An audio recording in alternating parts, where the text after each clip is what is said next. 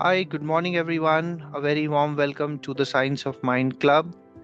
And today we have a very special live session, which is about your questions and the answers. So, there will be some live questions that I'll take, and also there will be some of the pre submitted questions that I will take. And, it is absolutely fine, absolutely okay to kind of reflect back on our journey and clarify some of the questions that we have on this.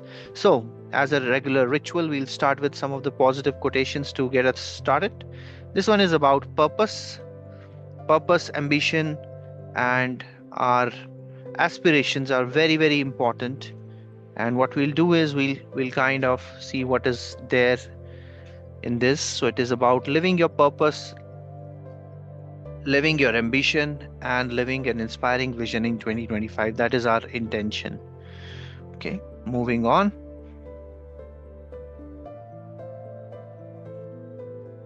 Now, a big shout out to Sketch Plantations. Really amazing, cool ideas I find, and I find that they have some really nice way of representing the ideas that they have. And this one is really important for us to plan ahead at this point because the first month of the year is about to get over.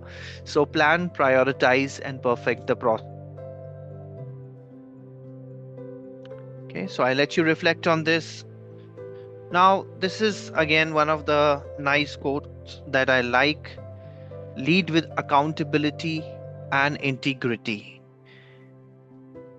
And this is from my book, The 7 Course Leadership Menu. It says focus on doing things right and courage to do the right things. So it is important that we do things right, but it's all the more important that we have the courage to do the right thing. Innovate and disrupt your thinking patterns. So somebody said that if you continue to do things over and over again, the same things over and over again, and if you expect that the results are going to be different, then sorry, it's not going to happen. To get the results that you have never gotten, you have to do the things that you have never done, which means you have to really, really innovate and disrupt your thinking patterns, your thought patterns. And last but not the least, the whole intention of the Science of Mind Club, the whole intention of the podcast that we do, the work that we do as a pro bono work is to connect with ears, eyes, and heart. So make sure that you connect with each other, not only in terms of deep listening, which is by your ears, but also empathetically connecting with the eyes and heart. And this is where I want all of our listeners, all of the people who are regularly learning on our podcast, to make sure that as leaders they are connecting with people around them more mindfully.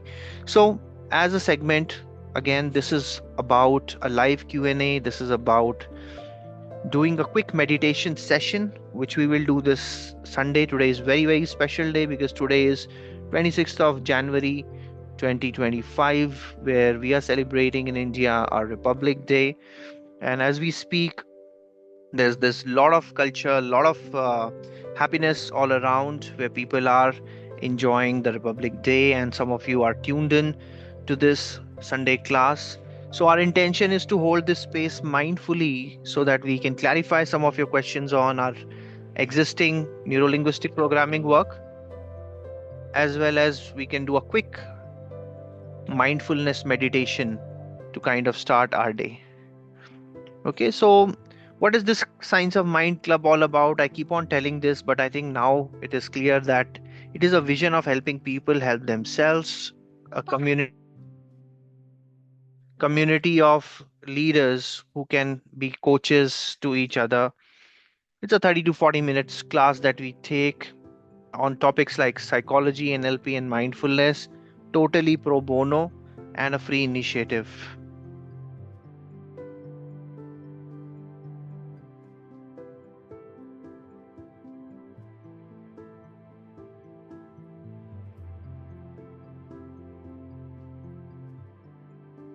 The views I have expressed are of my own. They have no connection whatsoever with anyone, because this is my own research on such topics which I'm sharing now with all of you. And feel free to share these ideas with others on psychology, NLP, and mindfulness. If you're still curious, there is a 100 Master Coaches series which is going on. And on this, there is a very, very interesting episode. As we speak, it is already live on the podcast. You can go ahead and watch that. We have got some amazing thought leaders in their field, amazing coaches who are there sharing their ideas on this podcast. So every Sunday, we meet positive people, we learn, apply, share, transform these ideas, transform our life.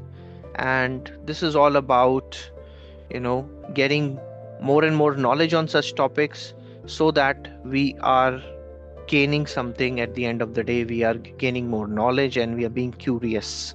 So be curious on this journey, because there is lots and lots and more of information and knowledge coming your way. And we are really happy and obliged that we are holding this space for you, where you can learn, you can grow.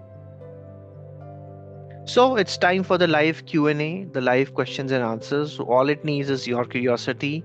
Some of you have joined and you can, just put your questions on the topic that has already been covered.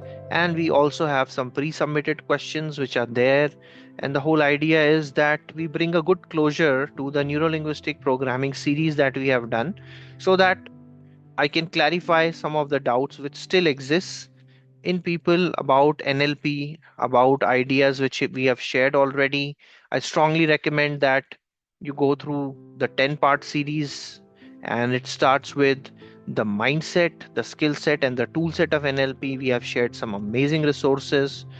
And the whole idea here is that we learn something and we start with curiosity. Just you see this child peeping through the stable. And today when I started this workshop, even my kid was there, and he was also, you might have heard him calling me papa a few times, and he wanted attention.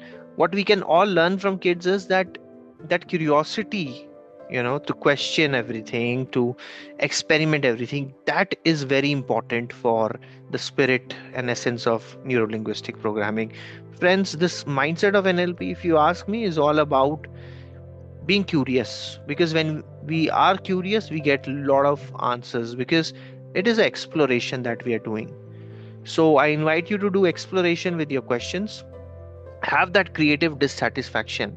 Let's say if there is a concept where you couldn't get the complete answer in that 15-20 minutes or 30 minutes of class, then take that question and deep dive into that. That is my intention, that it is about giving a taster of NLP to you, giving an overview of NLP for you. Some of the concepts, you are definitely going to get a lot of depth listening to those ideas, but it is about that creative dissatisfaction. Okay, so what do I mean by creative dissatisfaction? So there's a friend of mine, and he was interested in one aspects of behavioral psychology, that what make few people look for certain things, look for certain answers in a particular way. So this friend of mine, he went ahead and he did a research on this topic on psychology, and that was about creative dissatisfaction. So as I speak here, I also see that Nagesh has also joined. Very warm welcome, Nagesh, to the Science of Mind Club. And today we are just opening up for questions around neuro-linguistic programming. And there are some pre-submitted questions, and we also have the opportunity to ask the question, because see, the whole idea is that we are holding this space so that we question everything, we be curious, we learn, because when we change our questions, our life changes in the same aspect.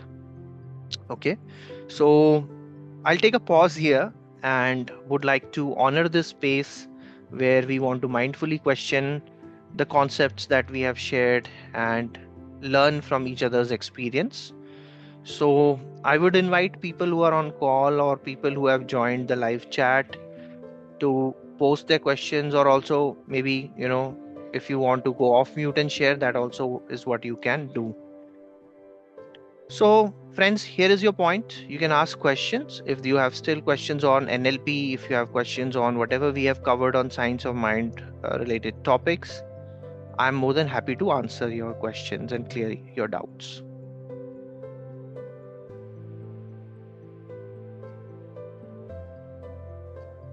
So while you're thinking, one of the questions that has come across, like people ask that what is NLP and is NLP a pseudoscience? So, this question we many a times get. See, NLP is a form of communication. It's a psychological approach which is about understanding that how language, thought patterns, and behaviors they kind of connect with each other. And if we improve our communication, if we improve our language, we change our habits, then definitely we achieve that personal transformation. One of the NLP master trainers of the world, Tony Robbins, one of my favorite coaches of the world, he says that the quality of your life is determined by the quality of your communication with others as well as with yourself.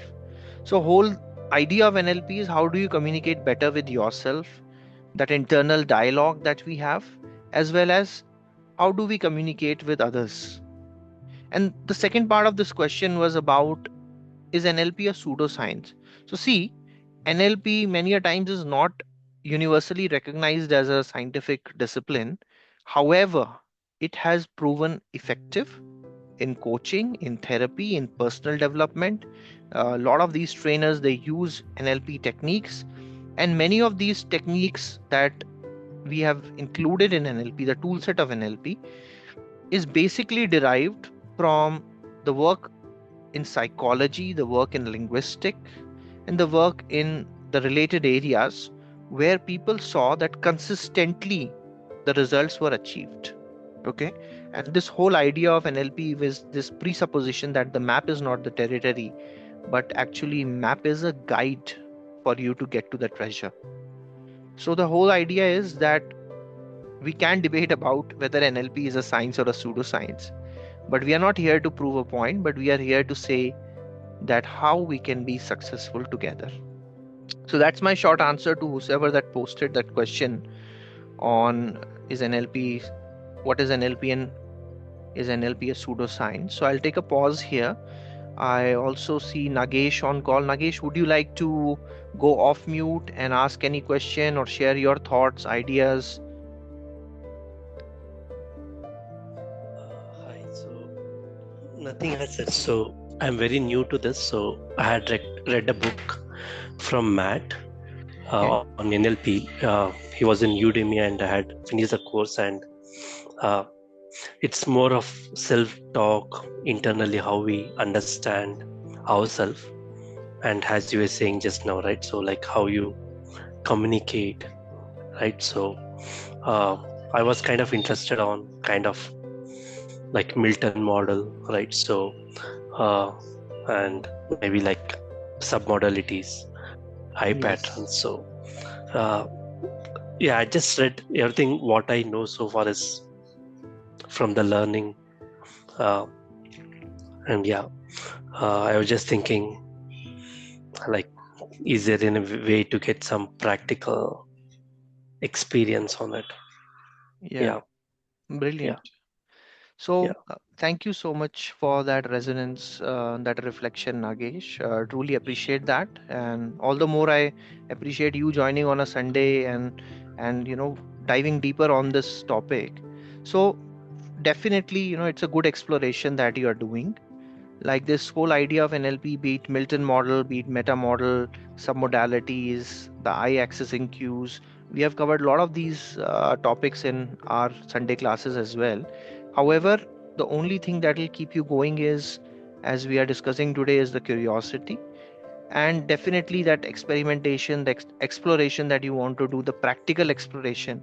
See, all these ideas are in a way, you know really really nice to read, nice to hear and experience, but the moment we put it into practice is where we see that definitely there is a benefit of applying it. So Hmm.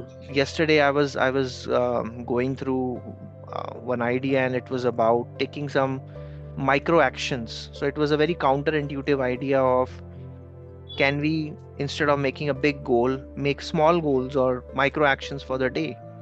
So I really enjoyed reading it. But when I thought that, okay, let me just try this, can I take a micro action? Okay, so I did that. And I found that yes, it gave me a sense of the moment I looked at my to do list and that micro action got ticked off, it gave me a different sense of achievement. So you're very right that we definitely have to practice what we are learning. And what we can do is that, this forum is one forum in which we can practice. We can also make some groups where like-minded friends can come together and we can, practice. There are some ideas around how do we practice meta model or Milton model, which you can actually practice with your friends. And see, the best way to do it is, the life is the best classroom, I would say. Okay, so the life is the best classroom wherever you're finding people who are struggling, and it's all it takes to apply these concepts is just to have a conversation. Okay, so just have a conversation and just observe with curiosity, observe with empathy, that what is happening in this person's model of the world. Are there any limiting beliefs? And you will say that people who are doing the best in our life, maybe our parents, or when I look back, my grandparents or some of my teachers, they were not trained into NLP. But what they were Yeah. doing is that being present in that moment, observing. So NLP is just a map, but the real treasure lies in that one-to-one human connection, is what I would say. And it's about being present, and it's a good map. I would say it's not a bad map. Definitely helps people to come out of limiting beliefs, come out of their stresses. As a psychologist, I have used NLP to kind of counsel people, so definitely very useful model. But as we say that it is only as any tool is as good as person using that tool. So you definitely have to practice it. You don't need a special setting. The best part is that life is the setting in which we can practice it and be mindfully present. Yeah. So thank you for your question, Nagesh. And interestingly, somebody has also asked on this forum, they have asked this: can NLP help overcome limiting beliefs? So my answer to that is yes. NLP as a technique, it has got lot of toolkits. Like one of the techniques is reframing, that how you can especially challenge those limiting and negative beliefs of people, because many a times we don't question our negative beliefs, but when there are some empowering beliefs that we have, we definitely question that. So that's not a healthy thing to do. And whole NLP mindset is using these techniques like reframing, anchoring, to kind of replace those negative beliefs with something positive and empowering. And that is what we are doing. Okay. Yeah. There is, I'm just, while we are talking, I'm also checking the forum. There is one person who has written, can NLP really improve communication? So answer is absolutely yes, because some of the things that NLP teaches, like deep listening, empathizing, mirroring, pacing, anchoring, building that rapport, they all lead to communicating effectively. And all in all, if you see, NLP, if I can simplify, is the art of communication, and it's a language of leadership. So what is leadership? Leadership is not about doing the same things over and over again. Leadership is all about taking that pause for perspective, and that is what you will find with NLP. Be it NLP, be it psychology, be it mindfulness, all these related sciences, I would say, give you that situational awareness, gives you that little bit of edge of awareness. So you're not jumping to conclusion, you're not hopping into an ideas and actions, you're not reacting to any situation. But as an NLP practitioner, as a mindfulness practitioner, or as a student of psychology, I would say what the best can happen in your life is that you can pause and you can take a new perspective. So I think that is something which is very, very crucial, which is happening. And definitely in communication, sometimes we jump to conclusions and we get into a whole negative situation or a negative spiral. I think that is where it gives you an edge over other people, that you are more observant, you are more positive, and you are more present in the moment for the possibilities. Now, another one which I find here on the group that people have been asking after watching these videos is, does NLP work for everyone? Okay, so interesting question. So, see, NLP is a tool. I would say that it's a tool of effectiveness, and this absolutely depends on the person's openness. Yeah, so if the person is open, and you as a practitioner, you are skilled enough that you want to, you know, work on it with that person for that specific goal to be pursued, definitely it will work for that situation. But let's say if the other person is closed, or let's say as a practitioner, due to lack of resources, lack of time, you don't want to work on it, or maybe the goal is too big, goal is too unrealistic, you know, those are the areas where it will not work. But it is something that definitely, if done with the right intent, if the person is open, there are great results. And as Tony Robbins says, that success is not about resources, but it is about resourcefulness. Okay, so I'm not saying that NLP is the right tool for everything. You know, this, it's not like the man with the hammer syndrome. So if you have a hammer, then everything looks like a nail. No, I'm not saying that. But it is about, like, you know, you are a gardener, you are trying to cultivate a field. The field that we are cultivating here is the field of our mind. Okay, and let's say if somebody in your interaction or communication with the other person, be it your friend, family member, or a team member, if you find that in their garden there are certain weeds, okay, the weeds of limiting beliefs, you know, these plants that are wild plants which will not contribute to the beauty of the garden. So it is important, as a NLP practitioner, we help them weed out those wild plants. So that is the whole idea that we are sharing, that we all create this garden of mind, a beautiful garden of mind for ourselves and for the people around us. Okay, so in last session there was somebody who called me after the last class, and this person said that, Anupam, a few of the last two tools I have captured, Milton model and all of them, and how is NLP related to hypnosis? Like, this is a question that comes quite often. And hypnosis or hypnotherapy definitely is a modality which shares a lot of techniques with NLP. So I would say that yes, there is a relation between NLP and hypnosis, and the whole relation between NLP and hypnosis. And you know, I'm saying it quite upfront on this Science of Mind class, and I'm very transparent about it. And there's no doubt that there is a strong connection, because a lot of those role models were extremely doing well in hypnotherapy. And in particular, what NLP as a model is interested in is accessing the subconscious mind. So, what do I mean by that? Accessing subconscious mind. Many a times, people consciously, unconsciously, they have created a lot of thought patterns, a lot of habits that is kind of a trance of disempowerment to them, which means that they start to cloud their judgment, they start to doubt their potential, they start to get into this negative spiral of an imposter syndrome, and that's not healthy for them. Okay, so in a way they are hypnotizing themselves in a very negative state. In fact, the very first book that brought the NLP founders to a lot of popularity, Dr. Richard Bandler and Professor Grinder, was this book called Frogs into Princes. And if you are aware of the story of Frogs into Princes, the story that we know is that a prince was turned into a frog by a curse.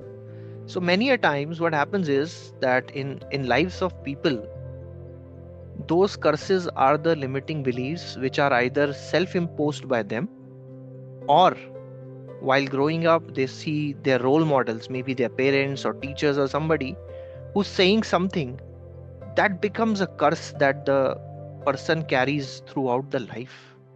Now that's not a very healthy thing, because you know, it's all these role models, their intention was positive, they wanted to create a positive change, but somehow in that particular situation they gave us a mental model which is now a limiting mental model. For example, a mother looks at a child and this child is getting near a dog, and out of her fear, her experience, he shouts that, "No, beta, this is a dog. No, don't get near." And what child grows up with is a phobia for dogs.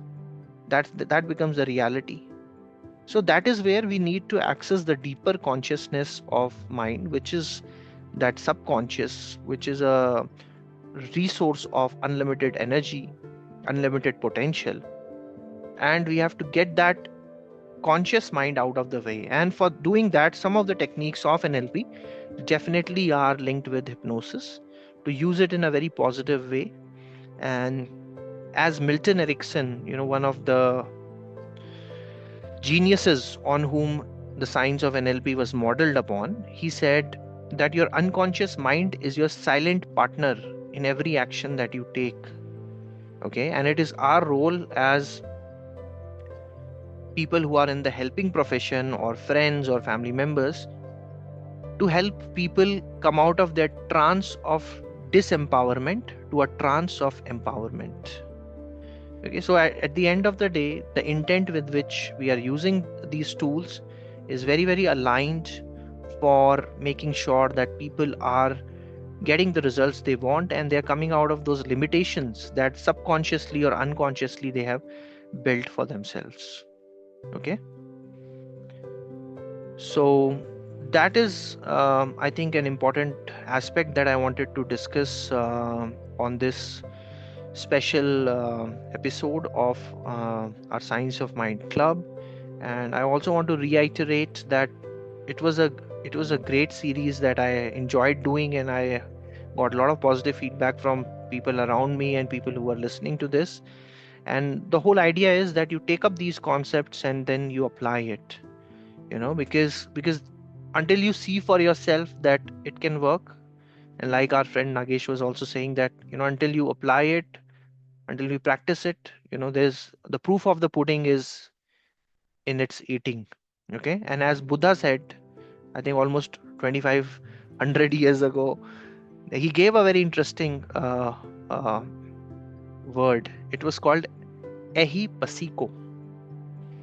Okay, ehi pasiko, what does that mean? I think it's in that script that used to be during his time. Pali or something was the name. All it means is come and see for yourself. So that was the whole idea of Buddhism, and Buddhism became a very strong influence to mindfulness practices. So mindfulness practices are not something related to any religion. They're not even related to Buddhism or anything like that. But the whole idea that they have borrowed is that you experiment and you see for yourself. So, to bring a good closure to our NLP mini series, and as my gratitude to this community of learners who have been always curious to learn and come to this forum every Sunday and come to our YouTube channel and learn from our videos, is what I'm going to offer you now is something called as a loving kindness meditation. It's a 5-minute meditation that can help you be more centered, come into that more grateful, state of resourcefulness. If you're facing some sort of stress or anxiety, it can relieve you from that, and it kind of opens up your heart for gratitude, opens up your heart for empathy, connection, and kindness and love. Okay, so if you are okay, we can do this quick 5-minute exercise, mindfulness exercise, which I want to share as my gift on this final session on the NLP mini series as we bring this to an end. So all you need to do is that you have to sit in a comfortable chair or a comfortable space and keep both your feet on the ground. If you are on a chair, if you're not on a chair, if you're sitting on the ground, or let's say if you're on the bed, you can just sit cross-legged, very, very relaxed. And you need to focus on the breathing. A very simple way to bring our attention back to breathing, which is mindfulness, is a small technique which we call as 666 technique. So what does 666 technique means? count of 6 for inhalation, count of 6 holding the breath, and count of 6 exhalation. So when I say 1, 2, 3, 4, 5, 6, you inhale. Then you hold for 6 seconds. 1, 2, 3, 4, 5, 6. And then you exhale for 6 seconds. 1, 2, 3, 4, 5, 6. Exhale. Yeah. So we'll do it one more time. 1, 2, 3, 4, 5, 6. Inhale. Hold. 1, 2, 3, 4, 5, 6. And exhale. 1, 2, 3, 4, 5, 6. One final time. Inhale. 1, 2, 3, 4, 5, 6. Hold. 1, 2, 3, 4, 5, 6. And exhale. 1, 2, 3, 4, 5, 6. And you might have observed that with these 3 simple breaths of 6, 6, 6, you have now settled your mind and you have come to the present moment, which is a very good and warm space to practice the loving kindness meditation. Okay, so as you sit there relaxing, we can say the loving kindness meditation prayer, and there are 5 levels on which it is happening, 5, 6 levels. May I be happy. May I be free of physical pain and suffering. So you have to say this in your mind. May I be healthy and strong. May I be able to live in this world happily, peacefully, joyfully, and with ease. We'll go do it one more time. This time it is for maybe your close friends, maybe your relatives, maybe your spouse, your family members. May my family and relatives be happy. May my friends, family, and relatives be free of physical pain and suffering. And may my friends, family, and relatives be healthy and strong. And may my friends, family, and relatives be able to live in this world happily, peacefully, joyfully, and with ease.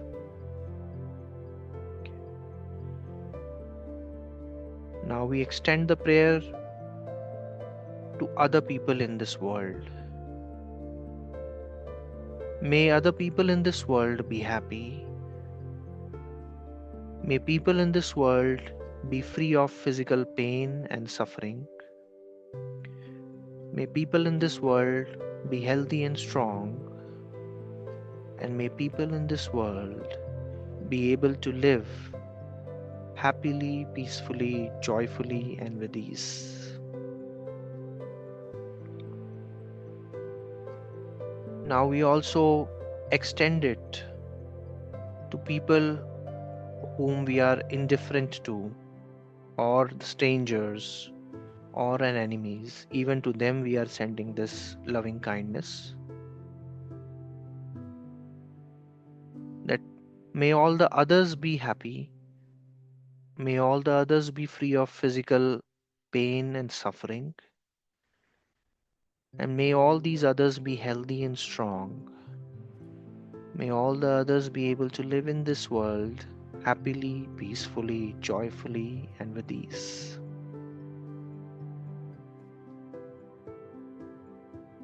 And finally, in this meditation, we take our consciousness to every sentient being in the universe.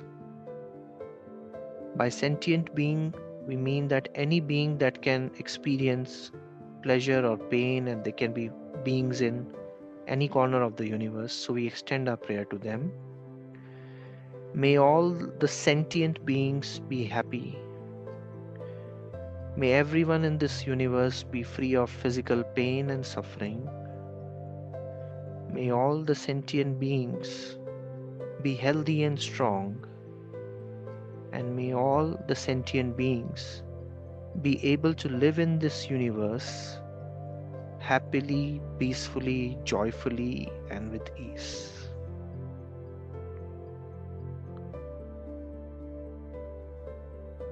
So, slowly and gradually bring yourself back to this moment, back to the breath, with a lot of gratitude, with a lot of love and kindness. You bring yourself back to the moment, because this moment is full of that kindness, full of that gratitude, and full of those possibilities that you can generate. Okay.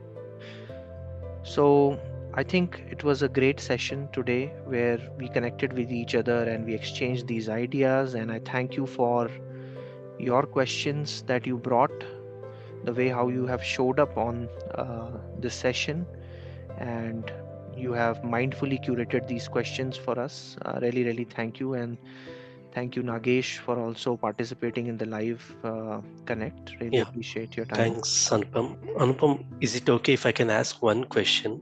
Sure. Uh, so I'm kind of interested in this sensory acuity, right? So like Hmm.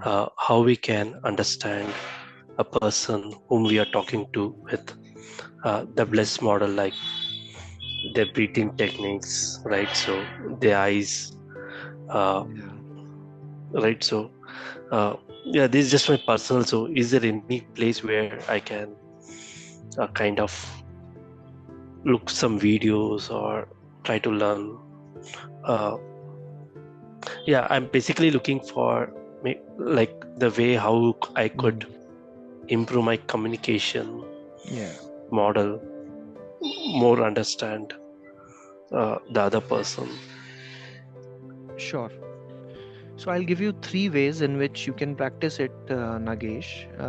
I will give you three ideas. Yeah. First, there is a whole set of exercises which are done to increase your sensory acuity. Okay, Okay. like if you enroll into any neuro-linguistic programming class, which I would say that maybe not right now, but later you can decide that Yeah. they will make you do those exercises. Like I'm a master practitioner, and at least major part of my module was around that sensory acuity. So although they are all about increasing your awareness and observation power, but there are exercises. So if you go to YouTube and you do sensory acuity exercises, Yeah. so there are exercises on how do you see more in NLP, how do you Yeah. hear more, how do Yeah. you kind of understand if there is some feeling or texture or touch in the Yeah. environment, and taste and smell also. So they have exercises on sensory acuity which you will find on YouTube. If not, you Yeah. can just drop me your email. I will be more than happy to share those videos with you and Yeah. suggest those exercises. So that is the first way in which you can increase your sensory focus, because a lot of Yeah. NLP work is happening with the sensory focus. You are seeing what nobody else has seen. Yeah. Or you are Yeah. getting those Mm. inputs, and that is a very interesting area to look into. The second Yeah. thing is a mindfulness practice which is called 4321. Okay. 4321 is wherever you are sitting, you look around Yeah. you and you see four objects that you have not seen. Okay, so first is Okay. four objects that you have not seen. Then Yeah. comes three. So Okay. three is you close your eyes and you pay attention to three sounds which are there in your surrounding. Yeah. Okay, so this is four things that you have not seen. Yeah. Close your Yeah. eyes and you observe Yeah. three sounds in your surrounding. So this is three. Yeah. Then two. For two, you again close your eyes, because eyes is Yeah. our visual sense. Yeah. So if we close our eyes, then we are opening the other senses actually. Yeah. And then you feel two sensations that you have not felt. For example, you close your eyes and you feel what is the back of my mobile phone feeling like, or what is this texture of the cloth that I'm feeling. So that feeling is the next level, 432. Yeah. And one is when you just shut all the senses and you only pay attention to the smell or the taste in the surrounding. For example, if let's say it rains, so right now I'm in Bangalore, and let's say if it Yeah. rains, sometimes there is a smell with the rain that comes up, Yeah. smell of the raindrop falling on the ground. Yeah. Or if you go to some nice area where there's a lot of plants and all flowers, you can feel that. So this is a 4-3-2-1 mindfulness practice, and like any other practice, be it the sensory focus exercise or 4-3-2-1, you have to do over and over again so that it tunes your Mm. mind and body to observe these changes. Yeah. So this is the second thing that I want to share. First is sensory acuity. These videos, Yeah. you will find them on Yeah. internet, and you have to do these exercises. Second is Yeah. the mindfulness practice of 4-3-2-1, which is again a very important. A lot of these Yeah. monks who are living in monasteries with Yeah. mindfulness practice, they are so well aligned that they look at you and they can tell you that, okay, what is the problem that you're facing. It's not magic Yeah. actually. It is because Yeah. they have practiced it so much that they can look at a Yeah. person and they can understand and observe. So if you want to get into understanding people better and observing better, that is the second technique. And the Yeah. third one is, reading books is good, or kind of discussing these ideas is good. But a lot of times, to put this into practice, what helps is that you have to come out of your current environment and get into an environment that prepares you physically. So, what do I mean by that? If you are a person who likes yoga, you know, the moving yoga Yeah. and all of that, that can help you pick up this kind of awareness. If you are a person who is inclined to martial arts, some of the martial arts, they definitely kind of help you lower down your Yeah. mind chatter and be in the moment. So these things, like these disciplines like yoga and martial arts, if at all you can pick up that in the side, that also helps you Yeah. increase your awareness to a great Yeah. extent. Yeah. So that was a long answer to your Yeah. short question. Yeah. No, that's fine because the only thing I know is, yeah, I kind of followed a Matt, I think it's Burnett, Mm, a practitioner. So mm. the only information I have is just from watching his recorded videos, Okay, okay. like audios, not videos. Uh, so yeah, I'm kind of interested, and I think this really helps me a lot.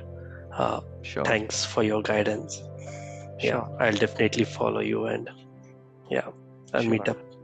Yeah. Definitely, and definitely. and you said you have some blog and you were referring to Yes, yes. I'll share the some blog comments. with you. Yeah, yeah, Yeah, I yeah, have yeah. I noted down share. your Yeah, email address, yeah. the Yahoo email address, and feel free to put up these questions. I'll share the link of the blog and the link Yes. of the YouTube channel as well. And whole idea is Yeah, that we share this knowledge with each other, and we take care of yeah, our loved ones, ourselves, and our parents, and we keep on yeah, learning.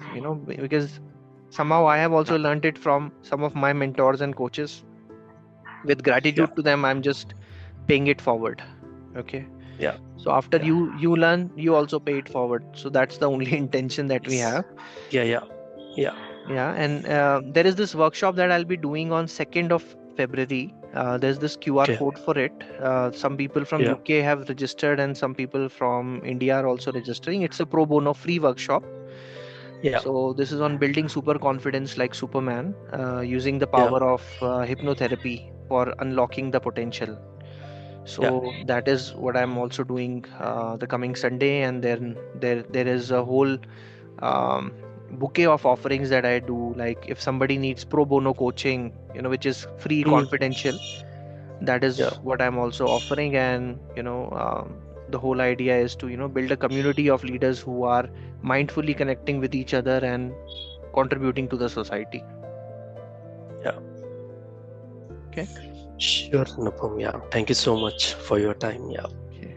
Pleasure is mine, Nagesh. Thank you so much yeah, for showing up, and thank you to yeah, everyone who has been tuned into this Sunday class. And as we discussed, that there are a lot of exciting ideas that we'll be sharing on this session. And every Sunday we catch up at around 10 a.m. in the morning. And next time, I think, is this workshop also that we'll be doing, and we'll be also diving deeper into mindfulness practices to begin with, and really thankful for all the questions that were submitted today and people who are active on this community to kind of share these ideas. So thank you so much. Enjoy your Sunday. Happy Republic Day once again, and I'll see you next time. Thank you.